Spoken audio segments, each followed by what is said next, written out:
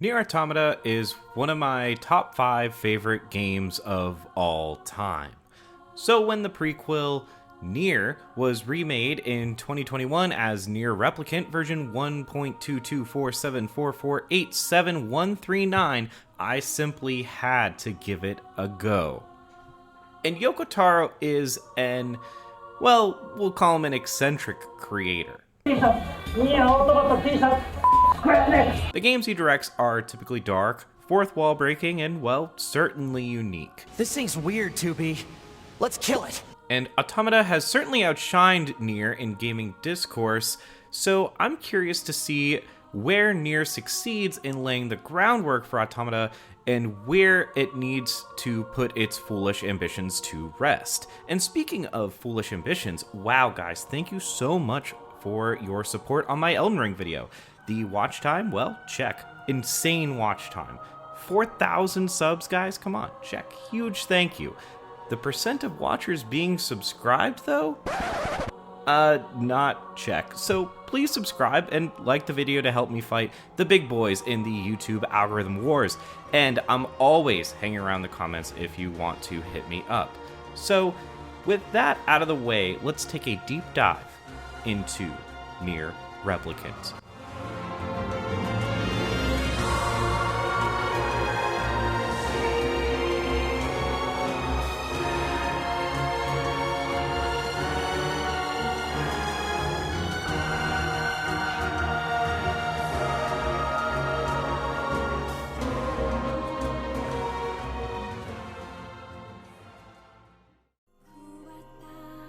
So Nier is kind of a love letter to the history of video games. Well, the meat and potatoes of the game is a third-person hack-and-slash open-world adventure.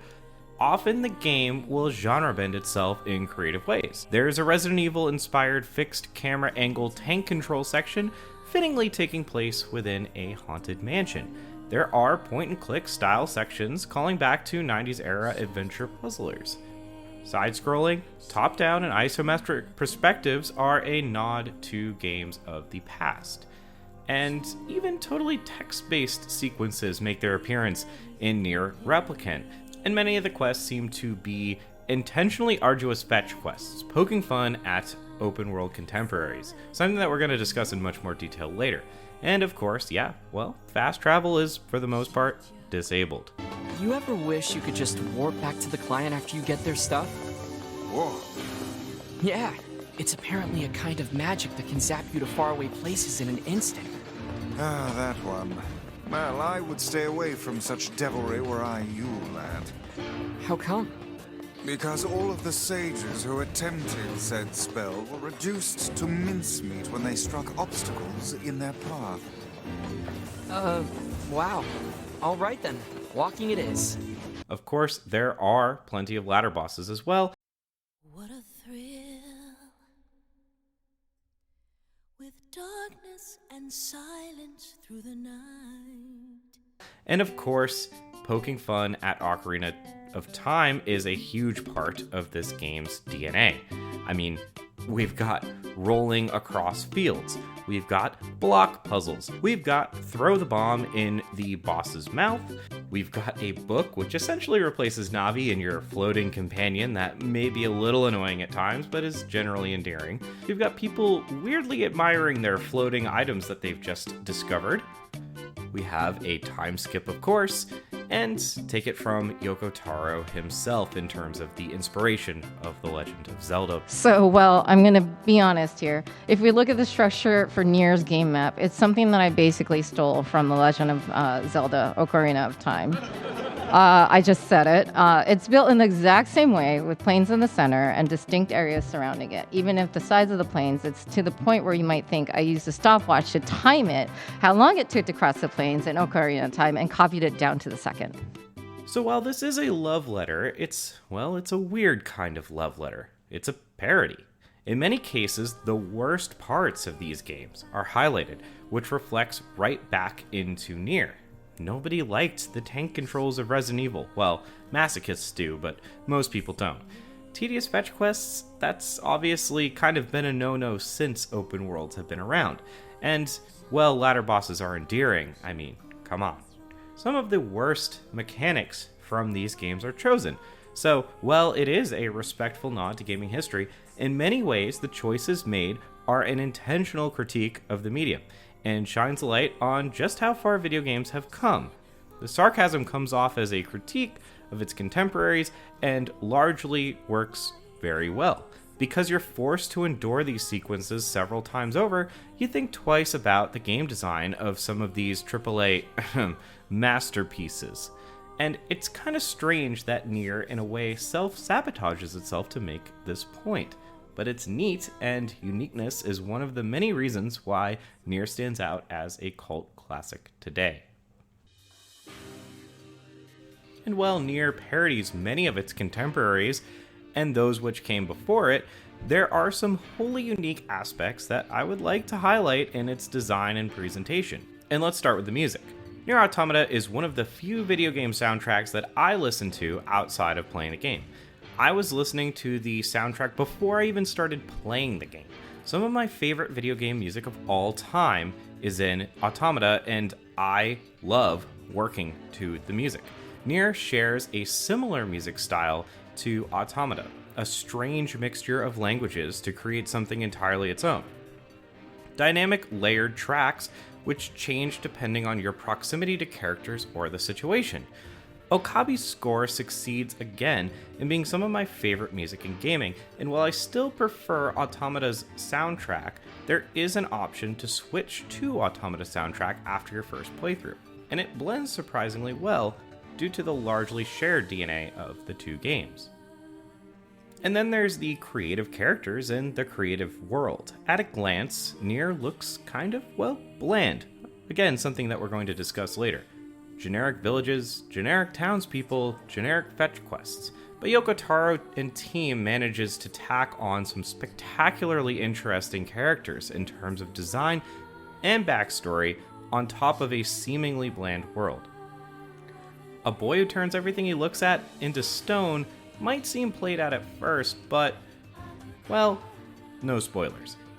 And what's up with that girl in her underwear? And what's up with her attitude? Goddamn no good bullshit bastard! Open the fuck up already! Ugh! Got it. Nier always encourages you to dig deeper. What appears bland or straightforward at first is sure to surprise you later on, right down to the world itself. And Nier also uses the medium of video games pretty well. If you have seen any of my reviews, you'll know I love to call out when a game uses the medium of video games in a way that only video games can. I think there are two ways that Nier really utilizes the potential of the medium.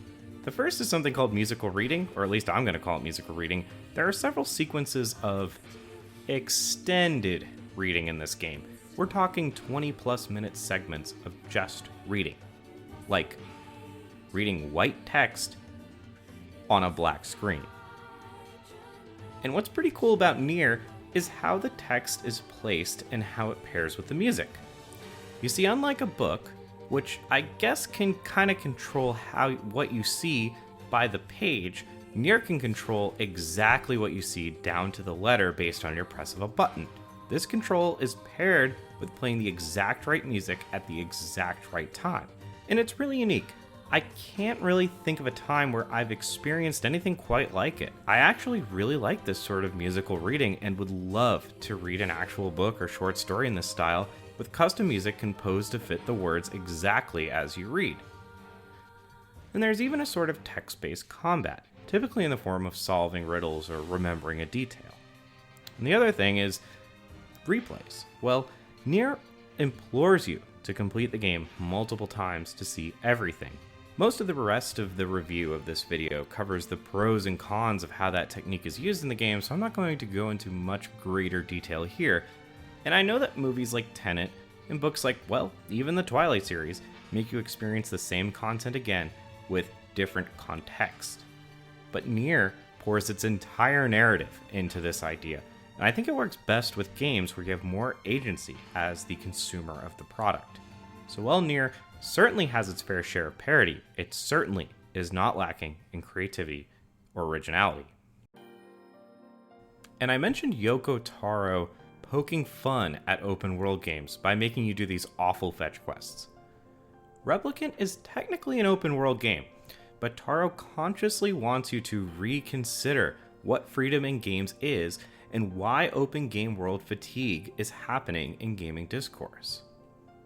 So in order to foster this idea of freedom, what's important is the moment when, as you see here, just two simple sort of circles, that your perceived framework of the world suddenly expands. So in a game, let's say a player rides a vehicle that they didn't think they could, or breaks an object that they didn't think they could break. They say, I didn't think I could do that. And that's what makes them feel the sense of freedom at that moment. So the most important part here is, oh, I didn't think I could do that, but I could. So freedom is in a future that you did not have in the past. Rather than emphasizing the ability to hunt, fish, farm, and quest, all of which you can do in Replicant, by the way, Taro places these elements in the game, but without emphasis. So on the surface, Nier looks, well, kinda lame. Subpar fishing, subpar farming, subpar quests.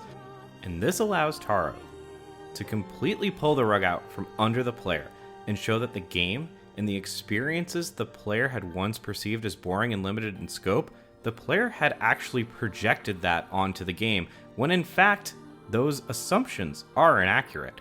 And once the player realizes this, you're suddenly excited for subsequent playthroughs, and that's the freedom that Yoko Taro is trying to translate.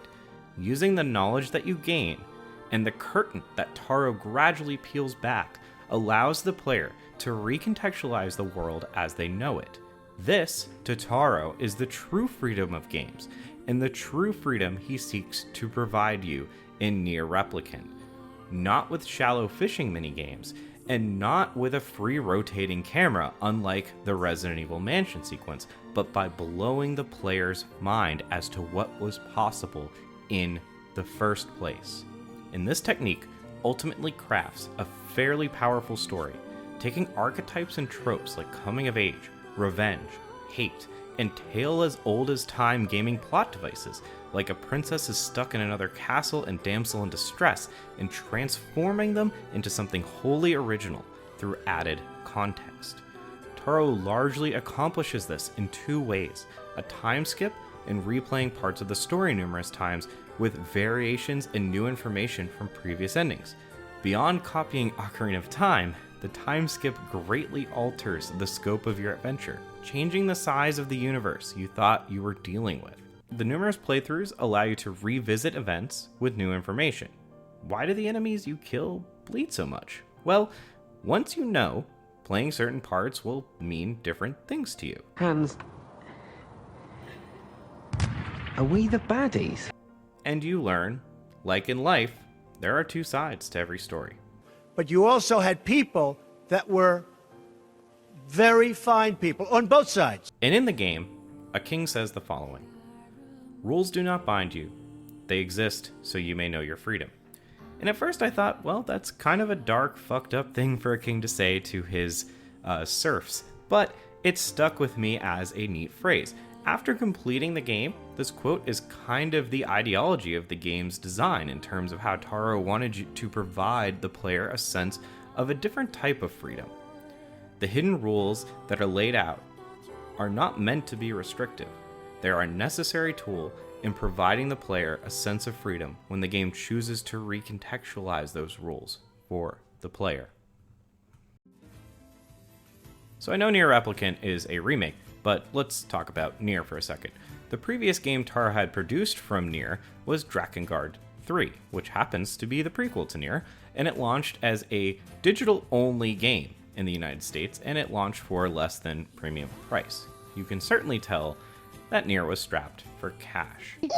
So for starters, Nier is structured such that players will go around the same map 3 times. The reason is simple: we did not have the budget. To get all the endings in Nier Replicant, you need to play the first half of the game, and then the second half of the game 3 to 4 times, and then most of the first half of the game again. You are fully intended to see all the endings. These aren't joke endings, these are endings that you are meant to see to understand everything that happens in Nier and Nier Replicant.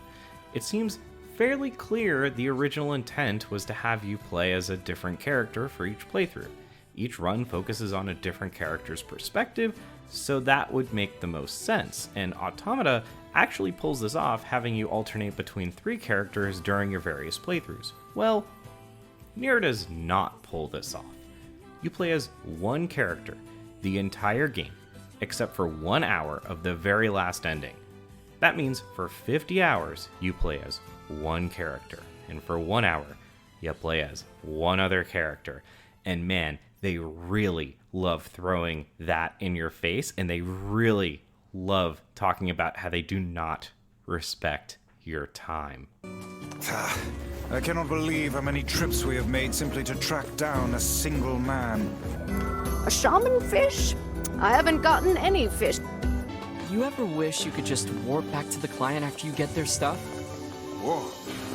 Yeah, it's apparently a kind of magic that can zap you to faraway places in an instant. Ah, that one. Well, I would stay away from such devilry were I you, lad. How come? Because all of the sages who attempted said spell were reduced to mincemeat when they struck obstacles in their path. Wow. All right then. Walking it is. I briefly touched on this throughout the video, but the story is the best part of the game, not the gameplay. You're forced to run back and forth between villages for hours for drip feeds of story. That's not great.